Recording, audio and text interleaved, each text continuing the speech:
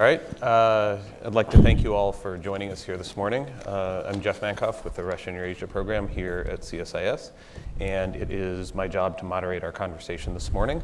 This is part of the CSIS and CNA joint project called the Russian Military Working Group. We bring a series of speakers over to talk about the state of the Russian military, and as today, the Ukrainian military as well. I'm joined on the panel today by Mykola Bieleskov, who is Deputy Director at the Institute for World Policy in Kiev, which is a security-focused think tank, and he's an expert on the Ukrainian military. He's going to talk to us about how the Ukrainian military has transformed itself in the period since the start of the conflict with Russia, what its state is today, and how it might perform if that conflict again escalates. Then, as our commentator, we have Michael Kaufman, whom many of you know, who is an expert on Russia, Eurasia, and as it says on here, Pakistan, which I didn't actually know. He has been an advisor to the U.S. Department of Defense on Russian, Eurasian, and Pakistani military affairs, and is now based at the Center for Naval Analysis, where he's a senior political scientist and is also a fellow at the Woodrow Wilson Center. So we're going to have Mykola give us a presentation for about 15-20 minutes on the Ukrainian military, and then we're going to have Mike provide comments, where he's going to touch on some broader themes about the conflict. I should say that we're being recorded, we're on the record, and also I'd like to ask everybody, if you haven't done so already, please silence your cell phones and other various noise-making devices. We'll have time for Q&A after the presentation. So if there are no objections, Mykola, please. Thank you very much. If you're not against, I will address standing. It's quite difficult. First of all, thank you very much for hosting me. It's a big honor, and I'm sorry in advance for my mistakes in English. So not in substance, but in English. They might be. So, well, the first thing I think when you're trying to compare what happened in the last 5 years, I think the major point of departure is, of course, 2013. And if you look at our armed forces at the beginning of the Russian conflict with Russia, actually they were non-existent. Or, to be more precise, they existed more on paper. You know, on this year publication of the International Institute for Strategic Studies, I'm talking about military balance and so on. So if you look at those publications, yes, we had armed forces. But in essence, in general, in the practice, the situation was quite difficult. So when Little Green Men, so-called, they started the process of occupying Russia, and the provisional leadership, the acting head of the Ukraine, it's Alexander Turchinov, he asked, of course, the Ministry for Defense, so what forces we have? And after the short calculation, it appeared that only 6,000 troops of 121,000, they were combat ready. They were ready to perform orders on a short notice. And you have to understand, it was not one unit, I mean, not one or two brigades. It was, in general, 6,000. And it was a major conundrum for Ukrainian leadership where to place them. Because on the one hand, you had the process of the occupation. So there was a threat from the maybe Russians going from Crimea to Dnipro through the Kherson region. On the other hand, there was a threat for Kyiv, because, as you know, if you look at the map, it's only 200 kilometers from Russia through Chernihiv, and in general, we have Russian armed forces mobilizing and amassing along our border. So you have only 6,000 people combat ready, actually, and where to place them is quite a difficult question, actually. And in general, we can say that Ukrainian armed forces, they were in a severe combat readiness crisis. Yeah, and as you see, it is statistics that was recently released by Ministry of Defense of Ukraine, that at the onset of conflict, only 43-45% of the equipment was functional one, and in brigades of the land forces, barely 1 of 4 battalions was combat ready at best. Again, and two examples to understand the severity of the crisis. As it is mentioned, we have 24th Tactical Aviation Brigade. It is armed with MiG-29s, and it was placed in Crimea at the onset of conflict. On paper, it had 46 fighters, but actually only 4 of them were ready to perform orders given to them, ready to fly and to shoot enemy forces, enemy fighters. And on the other hand, as a good example, we have 72nd Mechanized Brigade in Bila Tserkva. It's very close to Kiev, and then the end of February, when they were ordered to come to Kiev and to reinforce Kiev in case of a direct strike through Chernigiv at our capital, they weren't ready to move from their location, because again, even tanks, infantry fighting vehicles, and so on, they don't have enough amount of battery. And also it should be mentioned that the occupation of Crimea was a severe blow itself to the readiness, to the amount of equipment we have, because we lost, as you see, a division of our defense system, and it's quite big, quite big loss, because now I will mention we have only 31 divisions of those complexes. We also lost 7 combat ships, and we lost land-based anti-ship missiles. Yes, all of these complexes are Soviet legacy one, but their loss was quite a severe blow for Ukraine, actually. So, the next thing. So, if you look at the 5 years what was done, I think it's proper to divide this process into 2 phases. Since 2014 till 2016, maybe 2017, it was a process more of a quantitative development, not a qualitative one.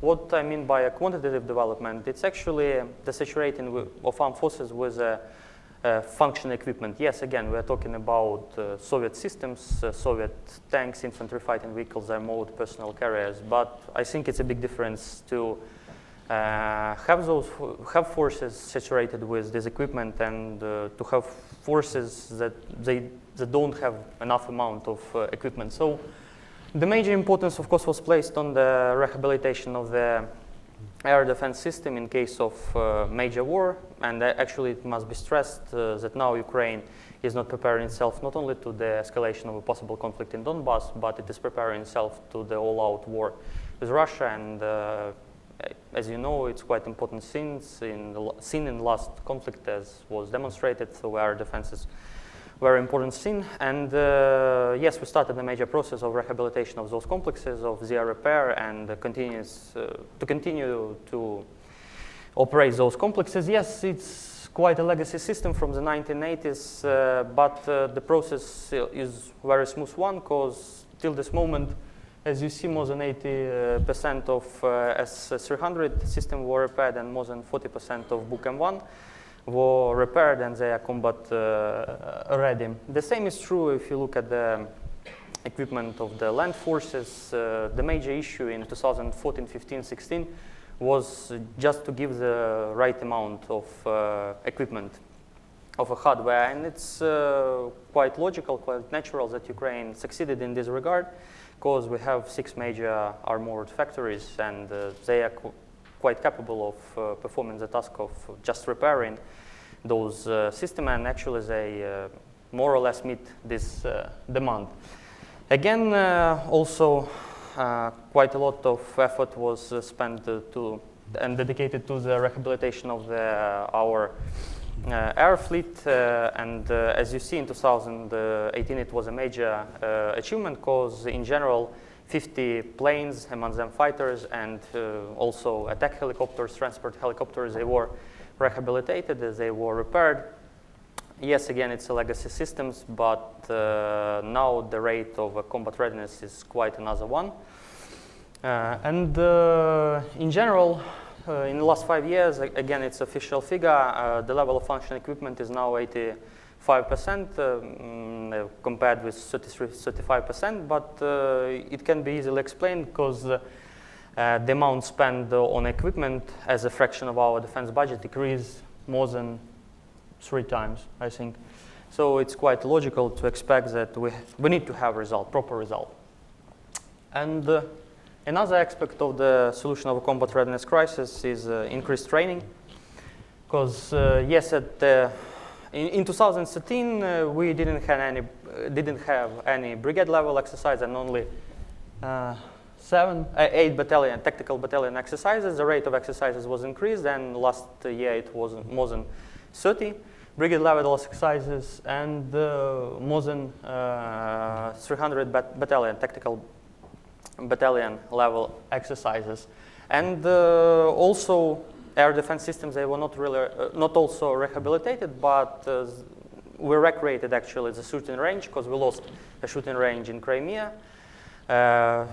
Functioning shooting range we recreated in the Kherson region, and since December 2016 we resumed the process of testing, because without testing the process of rehabilitating of this air defense system, it's not a complete one, and it's quite frequent process. At least 4 or 5 times a year there are exercises. Yes, also amount of flight hours by the air crew increased, but as I mentioned, you need to assess this small increase of amount in the context that we need to preserve the fuselages of those Soviet systems, because our newest fighters, they were produced in 1990, 1991. And also thanks to our international partners, including thanks to the US government that established a joint multinational training group Ukraine, and it is functioning since 2015, since March 2015. They also helped greatly to improve the proficiency of our soldiers through the training program, and thanks to the US involvement of National Guard from the different states, they prepared 11 battalions, and it's very important since that this month we moved from the training at the battalion level to the brigade level, and actually the first brigade that is involved in brigade level exercises, it is the 72nd Mechanized Brigade that I already mentioned. And it's really quite important, because if we continue on the brigade level exercises, I think Ukrainian armed forces will make a major achievement in terms of increasing our interoperability with NATO. Firstly, so it's not only about the solution of the combat readiness crisis, it's also important in our process of North Atlantic integration.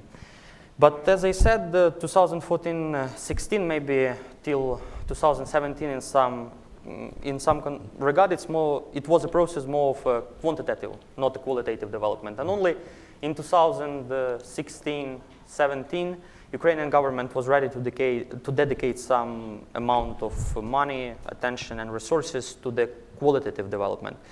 Of course, the major achievement in this context is our missile program. Yes, it's very limited compared with the missile programs of other major powers, but again, you have mentioned the Vilha missile complex. It is based on a Soviet systems merge, but it's quite important. It's major qualitative development, because now those missiles, they are capable of for precise strikes. And actually, from the beginning of this year, we have missiles for these complexes mass produced, and they will appear in our armed forces in this year.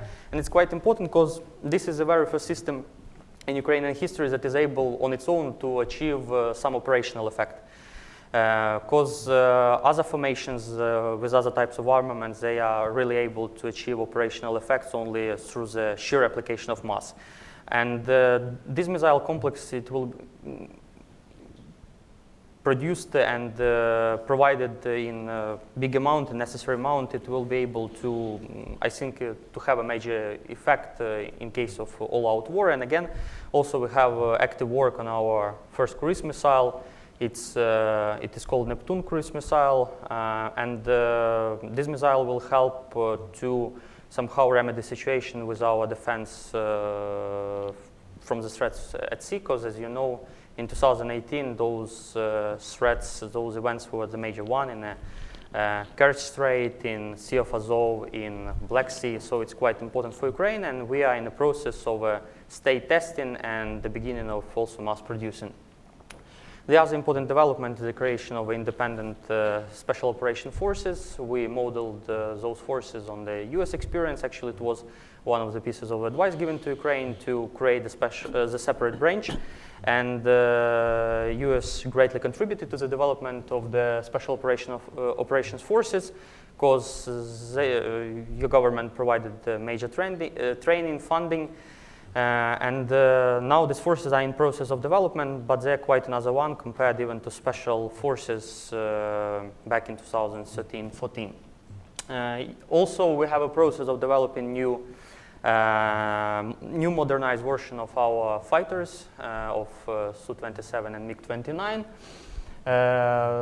Again, it's quite a big achievement for Ukraine to have unmanned aerial vehicles, new ones. Yes, we had some Soviet systems, but they were quite incapable on doing any useful mission in case of conflict. But now we have at least UAVs for intelligence, surveillance, and reconnaissance, and I can say you that they use quite a lot, and our, for instance, artillery, they train using those complexes. So by this we are trying to create some symmetry, because Russians, they are quite good and apt on using those complexes for ISR mission.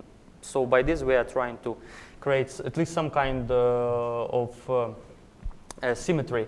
The major achievement for Ukraine, of course, it is rearmament of our formation with Ukrainian-made anti-tank missile complexes with the guided missiles, and it's really quite a big achievement because, for instance, last year, Ukrainian State Construction Bureau Luch was able to produce more than 2.5 thousand missiles for Ukrainian army only. In general, they produce more than 6,000 missiles, but also for the export one.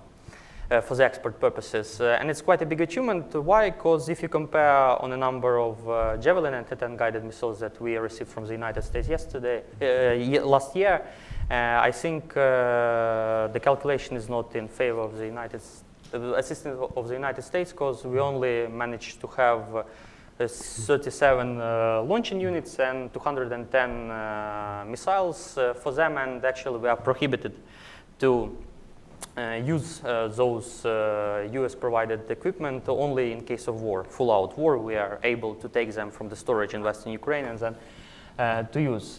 Again, some elements of systems of command, control, communication, computing, intelligence, surveillance, reconnaissance, they are introduced, but this process is still ongoing, and I think we are a couple of years from the point of creating the whole system, I mean at all levels, on a strategic, operational, and a tactical one, but some elements are introduced. For instance, Delta complex is used to gather information on the front line and to give picture of what is going on the front line in Donbas to the all level of command. And Orianda, its complex is used to command anti-air complexes and fighters and raiders in case of need.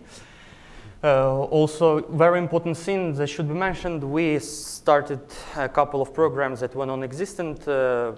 Back in the times of USSR, for instance, Ukraine did not produce shells for artillery of caliber 152-55, and also we didn't produce shells for multiple rocket launch system. But we have quite a lot of systems of those calibers, and since 2017 the process was started to mass produce those ammunition. And for instance, one of those plants involved, it is Artem. It produced more than 14,000 shells for 152-155 millimeter shells. Also, if we continue about qualitative development, we have a process of installing radically new system of communication, and it's really quite important, again, in the context of war with Russia, because as you know, they're quite apt and using electronic warfare, and it's quite important to have those systems that can withhold the use of electronic warfare. And again, thanks to the US government assistance, this process was started because US government provided Harris Falcon radio stations, Motorola radio stations. They were bought on Ukrainian money, and also we signed major contract with Aselsan, Turkey defense firm, to provide us comparable with NATO equipment. And in 2020, it is stated all brigades in land forces, they will operate only Harris Falcon and Aselsan, and Motorola stations they will be removed. really. Also, Ukrainians started to produce and started to give to the units also on the frontline electronic warfare system. 3 of them, Enclav, Not, and Bukovel, they are used for suppression of UAVs. And actually, we have examples when, for instance, Russian UAVs at Donbass, they were downed not by artillery fire and anti-air missiles, but they were downed by those electronic warfare complexes. One of the instances took place this year, and those UAV was demonstrated, and it really was downed not by some fire, but by electronic warfare, because it was fully preserved. Also, it's very good that we have more than 50 radars of different types transferred to the air forces. 2 of the specific types of radars, they are quite good because they're able to see targets at a distance of 400 and 300 kilometers. So they also placed near the front lines, and they aid in see and control the situation not only over the Donbass itself, but also, I think, in the territory of Russia to monitor the situation. Also, one of the major achievements that we start to modernize our main battle tanks to the level comparable with Russian main battle tank T-72B3. If you look at the T-64 BV mod 2017, actually it's comparable, and it is ready, it's capable to compete symmetrically. Because previously it was at a disadvantage. And the last but also very important thing, we have a very new model of provision of tactical medical assistance. Again, thanks to the involvement of the US government, because the US government was the first one that provided the necessary amount of medical kits. And this stimulated the process of the remodeling the whole system of provision of medical assistance. It's quite important, as you know, because it depends quite a lot on whether the soldier will survive or the severity of the wounds received. It depends quite a lot on medical treatment he received in maybe first 30 minutes at least, or 1 hour. So it's quite important. But to conclude everything that I say, we can say, in general, first of all, that the process of qualitative development is completed. As you see, there are a lot of examples, but it's still ongoing. And the major challenge we will face in the next couple of years that, yes, if we continue to invest in our armed forces at this rate, currently Ukraine spends on defense $3.5 billion, and it's quite a record for Ukraine. And it's 2.74% of the GDP. Before the conflict, we spent in some years even less than 1%. But despite all those investments and achievements, yes, in next couple of years, we will be able to reach post-Soviet peak of strength. So-called, but it will be a very short one, because in the middle of 2020s, it will be 2025 till 2030, we'll have to withdraw from the service Soviet legacy systems. Sophisticated one, especially it is air defense system, it is fighters, and it will decrease to a big extent Ukrainian defensive potential. And actually, the next logical conclusion that stems from the previous one, Ukraine, with this defense budget, is unable to finance properly its major modernization program. In my personal calculation, we need to spend on rearmament additionally. In addition to those 3.5 billion, we need to spend in the next 10 years more than $23-25 billion, and we don't have that amount of money now, and it will be a major paradox what to do when you, on the one hand, withdraw in Soviet system, and on the other hand, you don't have other things for the service instead of them. So it will decrease our potential quite a lot, our full combat capabilities. Again, our system of reserve was created, but it's more impressive on paper, as for me, than in reality. Because on paper, we have more than 200 people in operational reserve, so-called. But the problem, not even to call them in case of war, but the problem is to provide them with necessary amount of equipment. Because under plans in case of war, we need to create additionally 2 tank brigades, 3 mechanized brigades, and 1 artillery brigade. And you know, we do not produce that amount of equipment on such rates. So it will not be a problem even to amass those, to call those people to arms, but to provide them with necessary amount of equipment. And it's not modernized or repaired at that level, on the one hand, to meet all the needs of the soldiers in the army, on the other hand, to place those refurbished systems in storage in case of war. Again, on the one hand, yes, we increased our armed forces, its strength, because 124,000 at the beginning of conflict, it was quite little. It didn't meet all operational needs. We created 16 brigades, but not all of them are able to compete symmetrically in case of war with Russian brigades. Especially, for instance, we have so-called motorized infantry brigades.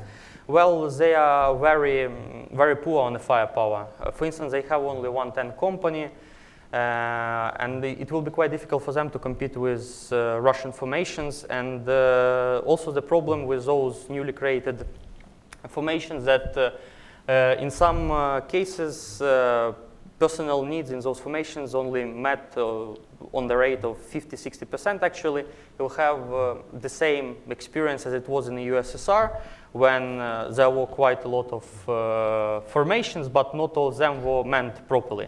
So it's not good, because in paper we have quite a lot of brigades, but personnel needs are met fully. And the last, but also very important problem, the process of professionalization of army is ongoing, and we have 168,000 people as all volunteers, so they work on a contract. But as you see from the statistics, the rate of turnout is a very big one. And even if in 2018, instead of those 30,000 that retired came 30,000, but you need to train them, to start the process of training from the very beginning. And it's a very big rate of turnout for the Ukrainian army, as we have only 204,000 people in arms, to have a year turn rate of those retiring and those applying, those signing contracts on a rate of 30,000 people. So to conclude my presentation, as you see, Ukrainian armed forces are a really big difference where they were 5 years ago and where they are now. Most of those achievements, they are more of a quantitative, not in a qualitative nature, but as it is said here, quantity is also a quality in its own right. And it's also important, and we also have major strides in different fields to at least create some symmetry in the case of conflict with Russia, but those attempts sometimes unsystemic or uncompleted fully. And even if we have all those achievements, we have really major problems.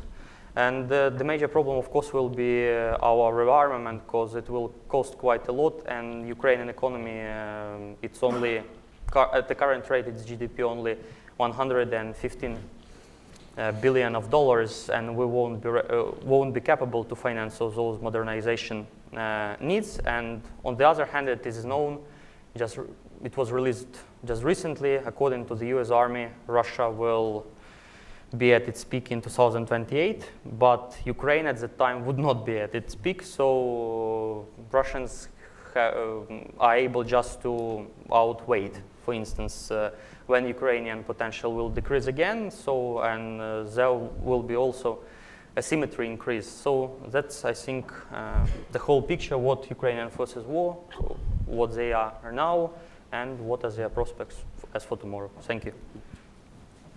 Thanks.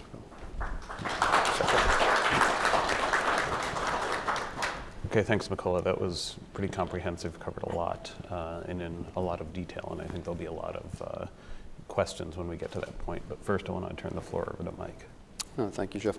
I'm going to give a very brief, I think, abridged overview of some core changes in the Russian armed forces, just to give us a bit of a sense of the military balance, because the Russian military, as you can probably guess, has also not been standing still between 2014 and 2019.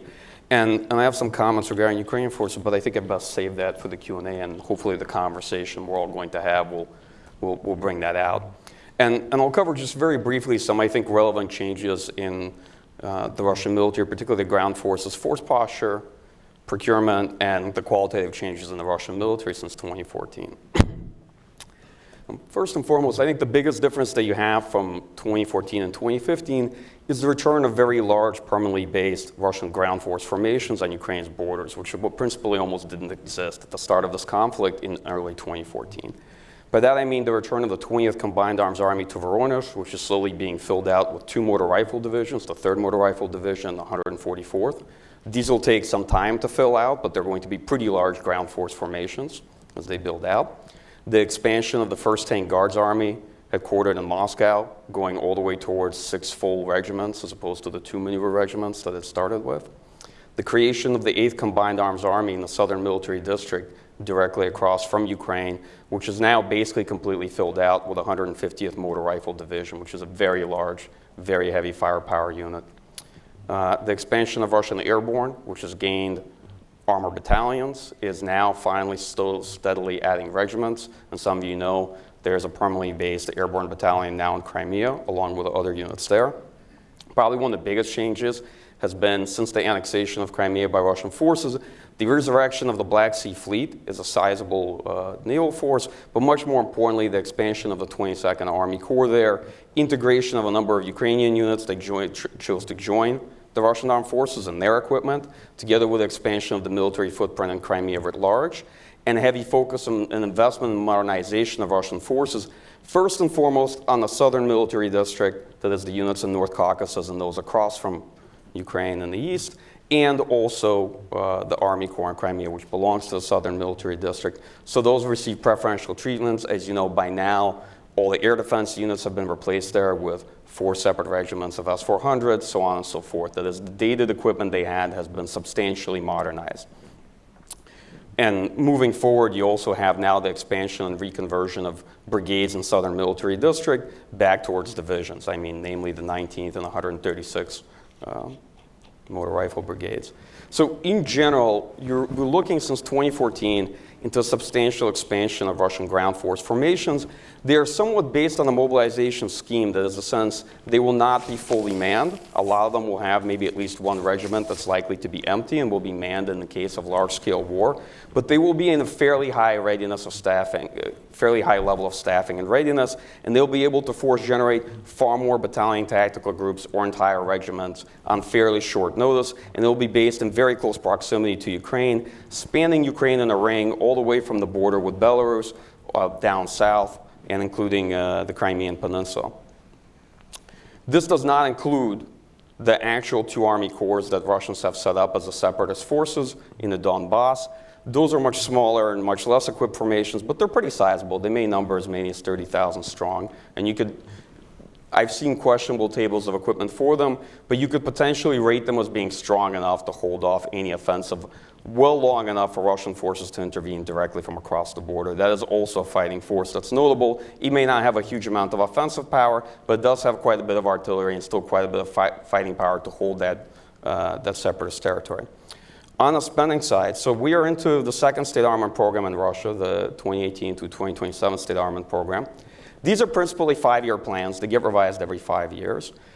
This program is about 19 trillion rubles for the MOD, 3 trillion for everybody else, security services, and 1 trillion infrastructure investment.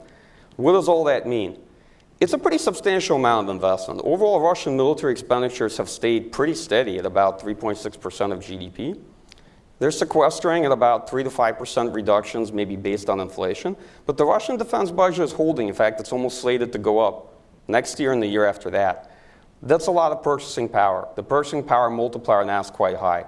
They might have as much as $150 billion worth of purchasing power annually on defense. They are a middle income economy. That is, they can afford to spend a lot more on procurement and modernization. Their force costs them a lot less than it does a Western country, right? So the ratio of modernization as opposed to the price of the force is much higher. That military has expanded. It's probably holding somewhere between 850 to 900,000 strong as active. It has procured quite a bit. It would be a massive presentation to go through it, but just to give you a very small sample of the purchases made between 2011 and 2017. In the first state armament program, the first major one that was launched, Russia bought about 418 fourth-generation aircraft, tactical aircraft, between 2011 and 2017, and maybe 600 helicopters. Probably another 50 aircraft just last year in 2018. It's about 16 S-400 regiments as one sample, more than 10 Iskander brigades. It has recapitalized the armored personnel carrier and infantry fighting vehicle fleet. It has substantially upgraded a lot of the tanks from late 1989 variants of T-72B1 to T-72B3. I may quibble a bit with my friend Bikola in terms of, the competition of systems, which one is symmetric or capable, but they're moving on to even more modernized variants from there. There's been a pretty large expansion of the Russian artillery force. And the Russian army is fundamentally a very heavy firepower-based ground force. There's an artillery army that uses fires, artillery, and strike systems to enable combined arms maneuver. The current state armor program is focused much more on capabilities and platforms. The previous one modernized and purchased a lot of platforms.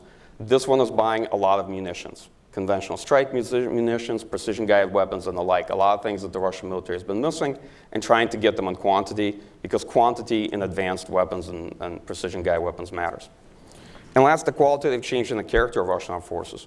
So probably the biggest difference we can really see beyond these two changes I described since 2014 is the real expansion and deployment of command and control at the tactical, operational, strategic level to the Russian military, the dramatic gains in mobility, strategic mobility, the evolution of recon strike and recon fire contour, that is the ability of the Russian military to actually leverage the firepower it has, to be able to in real time engage marked targets with fires, artillery, and multiple launch rocket systems, and at operational depth with strike systems, because the Russian military for a long time, like Soviet military, suffered from blindness, which is ranges of weapons are very impressive. That's not necessarily what happens in warfare. That's great on Excel spreadsheets. You really need to have the full of what people call kill chain, that is the ability to actually see the target in real time, to communicate that to the various systems to engage it, to strike it, to restrike it if you have to, and have this full cycle in real time. Since 2014, the Russian military has been undergoing a tremendous amount of SNAP readiness checks, exercises. It is not the largest force they could have built, but it is by far the highest readiness that you will have seen in the Russian armed forces. Not since the Soviet Union, but much higher readiness than the Soviet Union had in reality in the 1980s. So this military is about as ready as it's going to be, and they're spending a ton of money on readiness and the ability to force generate a substantial amount of combat power on short notice and to move it. The easiest place, of course, to move is to Ukraine, because the best infrastructure in Russia is in the Western Military District, since that is where most Russian infrastructure is and where most of the population lives. And last but not least, this military has been bloodied in two conflicts. Ukraine we know, but Syria is much more transformative to the Russian military, where much of the senior leadership and command structure is on rotation on 3-month tours, getting operational planning experience. And particularly for the aerospace forces, the tactical aviation park, the crews have been rotated through Syria, probably at 60 to 70%. That is, they are intentionally bloodying as much of the military as they can in Syria. And it's not so much the testing of capability that's important. What's important is that it's leading to notable areas of tactical innovation and a lot of experience for the Russian military. A Russian Armed Forces commander today, and those who served in Syria, are now promoted to all the senior-most posts in the Russian military. If you look at the promotions, you will see that all the commanders of military districts, branches, arms, combined armed armies, and their deputies are all people who have done time in Syria. Some of them have done time, obviously, fighting in Ukraine. But suffice to say, it is a military that's now much more experienced, not simply benefiting from more hardware and better readiness. There are still enduring problems. Probably 5 of them that I briefly cover were Russia inherited several genetic diseases from the Soviet Union, some of which the Soviet Union inherited even from the Russian Imperial Army. One of the ones they still deal with amongst these 5 is first and foremost hoarding. Soviet Union had a genetic hoarding problem because of a mass mobilization army it built, and there's still tons of different stuff built up in warehouses. So whenever you see a mobilization or reserve system that's going to be based on T-62M tanks, which Russians sought to phase out after the Russia-Georgia war, it's very hard for a general staff to get rid of things that are stored in the warehouse. Second one is diversity and duplication of missions. You know, the Soviet Union loved building lots and lots of capabilities with the same mission, but they were different platforms. And they created a nightmare for maintenance and for actually fielding the force. And they've done a great deal to consolidate the various platforms that the Russian military fields, but they still have a ways to go. Huge diversity and unnecessary diversity in the force. Blindness has been one of the biggest evolutions in the Russian military. The Russian military is a brutal mauler. It always had trouble seeing, but it could kill very well what it could see. And because it couldn't see all that well, had huge area of effect firepower and worked very well with a close enough solution. That's what recon fire and recon strike contour as an approach is really all about. This is really the Soviet Union's 1980s idea that the Soviet Union never fully got to develop because it collapsed. And then beyond that, increasingly mobility and agility. Mobility is really good in certain parts of Western military district, but as you know, Russia's 1/8 the size of their landmass, so it's highly uneven. And getting units to be more agile, more mobile. There are big changes happening to the Russian airborne today. Some of those I've written about to those who follow my blog. Anyway, so I'd like to close out there. I think maybe turn it over back to Jeff so we can start a conversation on Ukrainian armed forces, Russian armed forces, military balance, and what the future holds. Okay, great, thanks. We've gotten a picture of the dynamic shifts in the balance of forces on both sides of the line of contact. And so let me just start, I guess, with a question that I would direct to you both. Military planners are often accused of planning for the last war. And in the case of both Ukraine and Russia, how true do you think that criticism is? Do you think that, or maybe put differently, what do you how do the Ukrainian and Russian militaries expect the next war to go based on the procurement and development decisions that they've made? What do they think the next war is going to look like, and how is that different from what the last war looked like? Well, would you like me to go first? No, I can take it briefly. So, you know, the Russian general staff plans for 4 tiers of conflict. Armed conflict, like a Chechen 1 or Chechen 2 war, a local war, which is a Russia-Georgia war, war with Ukraine, Ukraine being a much larger contingency, a regional war, or a large-scale war with NATO, which is the principal Russian concern, and the Russian belief is that, well, even though they are focused on conventional non-contact warfare in terms of how you fight a high-end battle with an alliance like NATO, that a lot of those investments will also be able to handle a local war contingency in a conflict with Ukraine. But much of the ground force expansion that's taken place since 2014 was not planned previously by the Russian general staff.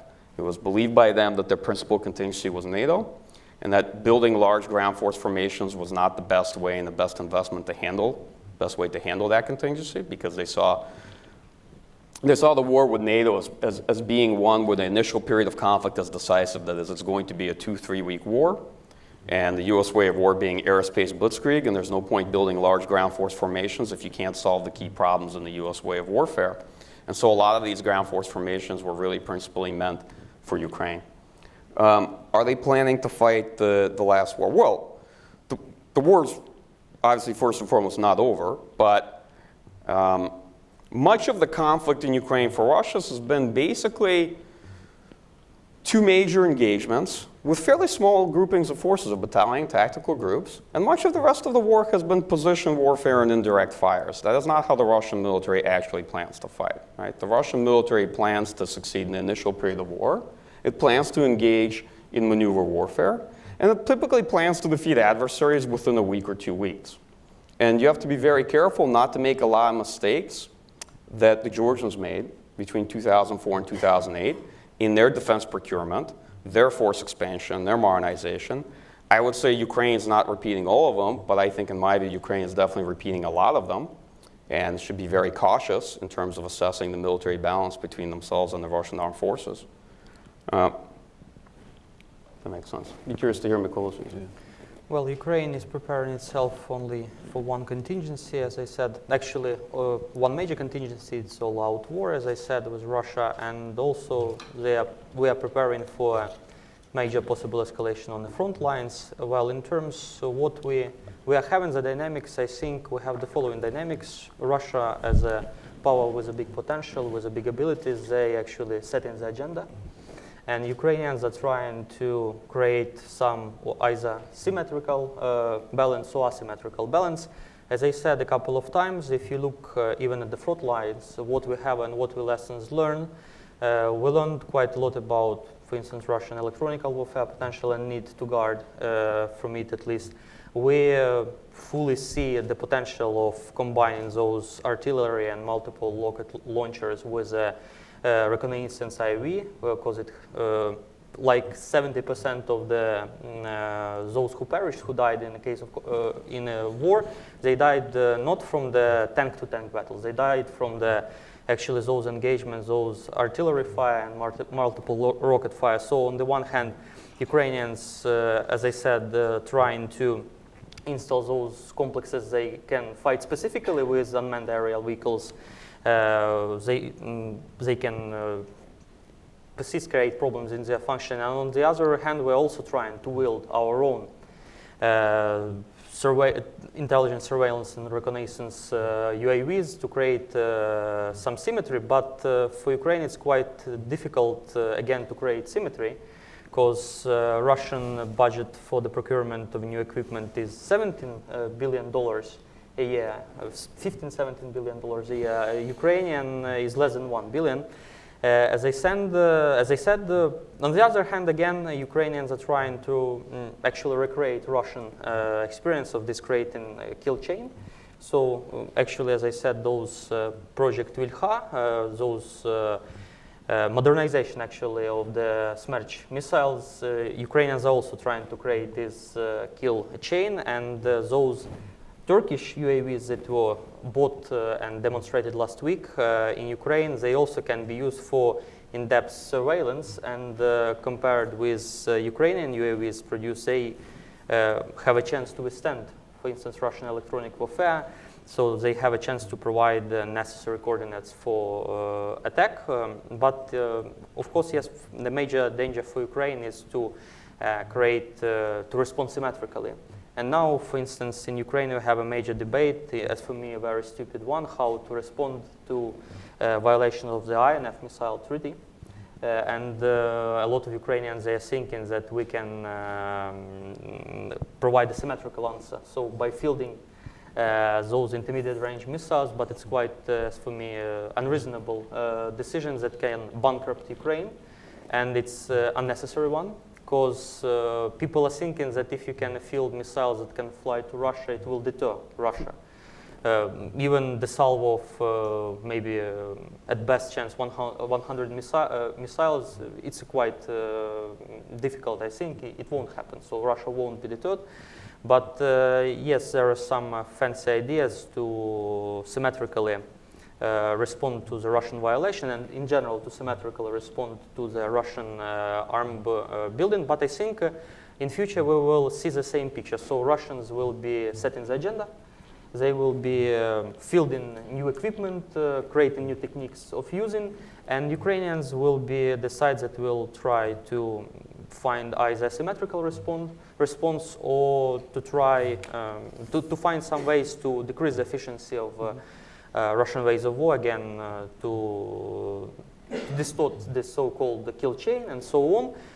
But I think the trajectory will be this one. So Russia setting agenda, Russia fielding new ways of war, new means of war, and Ukraine will try to find some way how to confront this. But again, it's very difficult to confront symmetrically with the powers that have a budget of procurement of technique more than 15, 17 times the Ukrainian one. not to mention nuclear weapons, which of course if Ukraine is going to build intermediate range nuclear missiles would have implications for its standing under the INF treaty, and that's a whole other, or I'm sorry, the NPT. That's going to be a whole other can. No, that's right, that it's only possible to deter Russia by arming INF missiles with nuclear warheads, but it's again very dangerous idea even to mull about producing those scenes in Ukraine. Okay, that's a good place to end this part of the conversation on. Let's open it up to questions. Please wait for Cyrus to bring you a microphone. When you get the microphone, please identify yourself, please be brief, and please ask a question. So let's start with Wayne. Thank you. Wayne Merry, the American Foreign Policy Council. In your presentation at the end, you said that, well, there's been a lot of improvements in quantity, much less in quality. I'd like you particularly to address the quality of command within the Ukrainian military structures. In my last 2 visits to Ukraine, I've had a chance to speak with company grade, field grade officers and enlisted personnel, and the thing they all basically complained about was what they thought of as very poor command, starting at the highest levels in Kiev and working on down through the general staff and to everything except their own immediate tactical level. Now, obviously, if you're in the trenches in the Donbass and you're looking up the chain of command, it's not hard to find fault. But I'd like to hear your assessment of to what extent the quality of command at top and intermediate levels in the Ukrainian military has improved or has not, and what you think needs to be done. Yeah, I see your point, and actually, yes, it's a major point of debate in Ukraine, the quality of the command, and quite a lot of criticism is addressed to the highest level, for instance, to the head of general staff, Viktor Muzhenko. But I think there is also a positive side of this calculation. The which one? Because we have a new generation of commanders, of, for instance, brigade commanders. They started as a head of brigades at the start of war.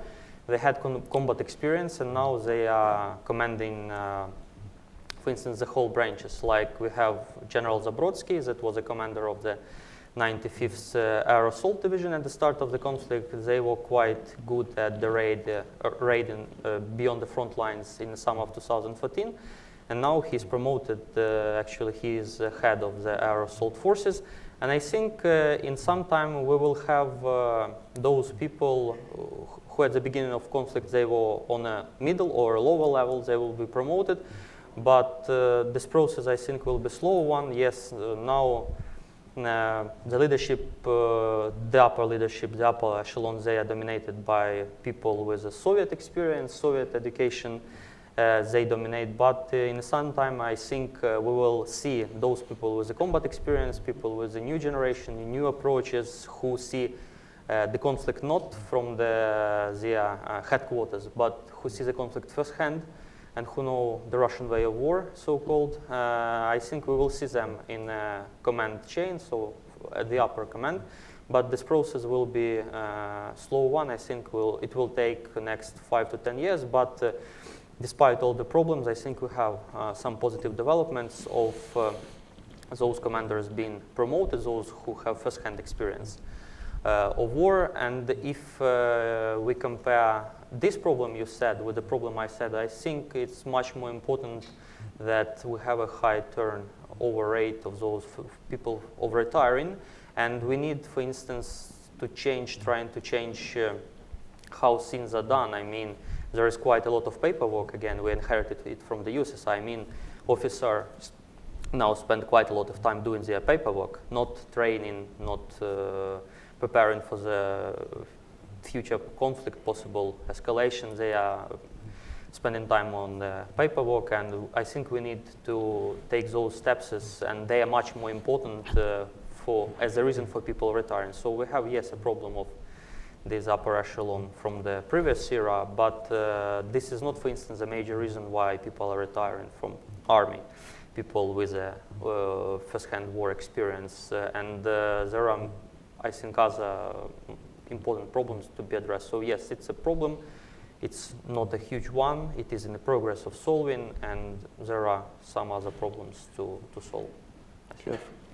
If I could comment briefly.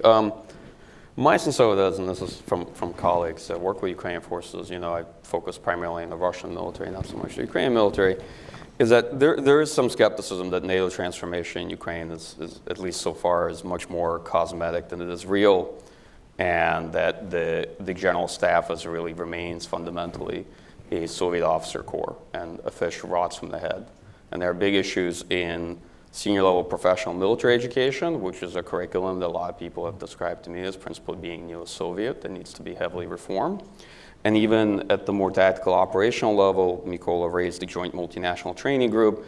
In terms of practical execution, there are issues there as well, as people are drawn to sort of create a composite battalion of sorts that then gets trained by US trainers and other people involved in that multinational training group. And then that unit is subsequently disbanded and sent back to its original structures and units. It does not go off fighting as a newly trained battalion against Russian forces. And so that effort is positive, is successful, but it's not necessarily being implemented in a way that could be effective.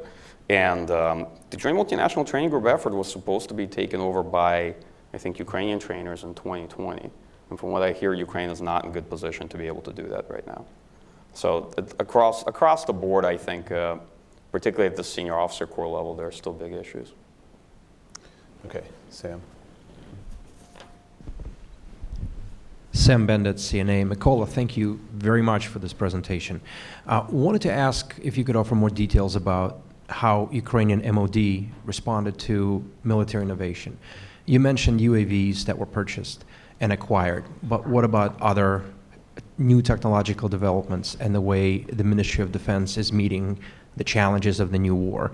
Is it engaging the civilian sector? Are there new offices created within MOD that deal with the new technological challenges? Thank you.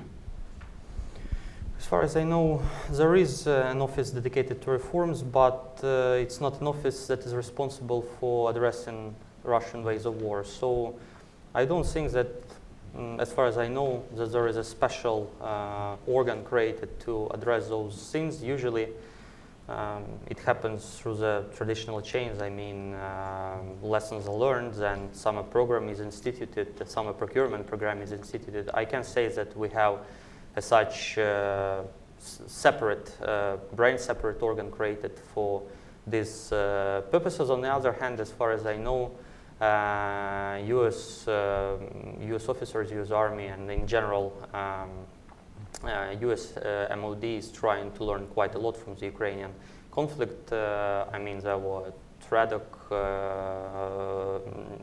delegations visiting Ukraine.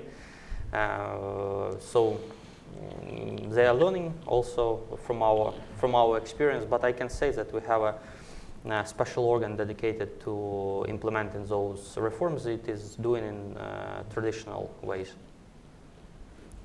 Okay. Yeah, over there. Oh. Thank you. I'm Michael Dyer, major in the U.S. Army, and I previously worked on the JMTGU program in Ukraine. My question is for Nikolai. We have focused a lot of the discussion so far on the equipment as part of the reform effort, but I think Wayne brought up a great point, people and systems. You spoke briefly about the JMTGU program, and we've kicked it around a little bit about its successes and failures. But I'm more interested from Nikolai, your perspective of how the Ukrainian land forces have tried to extrapolate and expand the concepts from JMTGU to train at the battalion and brigade level, not at Yavoriv, but at other locations throughout the Ukrainian land forces. Thanks. Well, there is actually, Mike made a good point that those battalions that they study, they from different formations, and then they are transferring to their units, and they are disbanded. Actually, but on the other hand, as far as I know, the program is a following one. So those who train, they can function basically as trainers themselves. They can transfer experience to their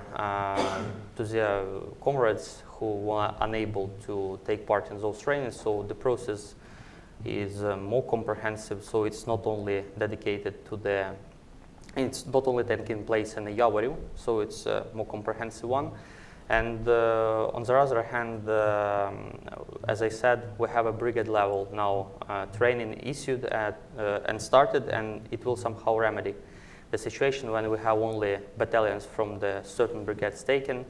They undergo some courses and they return to the formations that didn't undergo in general those trainings. So I think this new concept will remedy the situation and will help to do more comprehensive training. And actually the process, I think, is a logical one.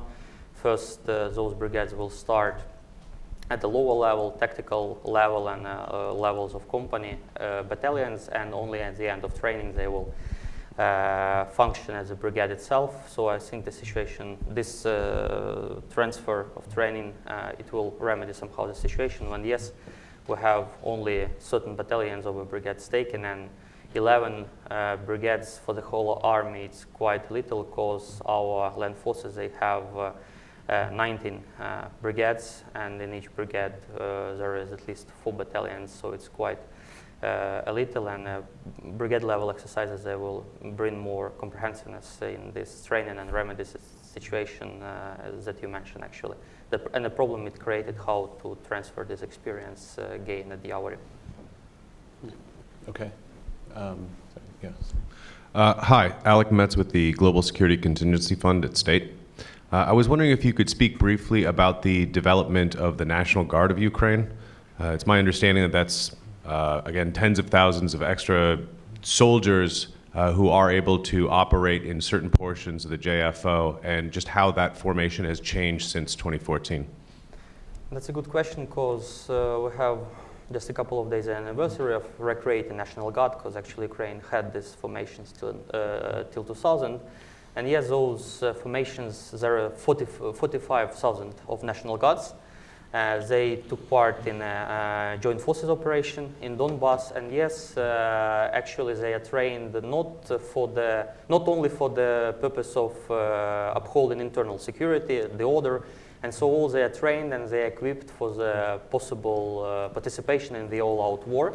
And actually, it is one of those segments, I mean, National Guard, it is a segment that will be used to increase the number of forces that are able to defend Ukraine in case of an all-out war.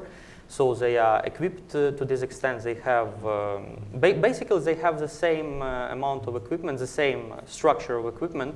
They have that ordinary land forces have. They have also tanks, infantry fighting vehicles, and so on. And I think it's a logical, very logical idea, given the fact that Russian army a couple of times bigger than Ukrainian one, and one of the major tasks for the Ukraine will be how quickly to increase the numbers. And in this context, National Guard play a very important role, along with border service. It's also trained for the purposes of the possible war, along with some units of special security service of Ukraine. But the National Guard is very important. Actually, it will be a major supplement for in case of all-out war, to get at least some time to mobilize again. But in this context, I can say quite a lot will depend on how successful will be our intelligence services in general in seeing Russia preparing itself for all-out war. Because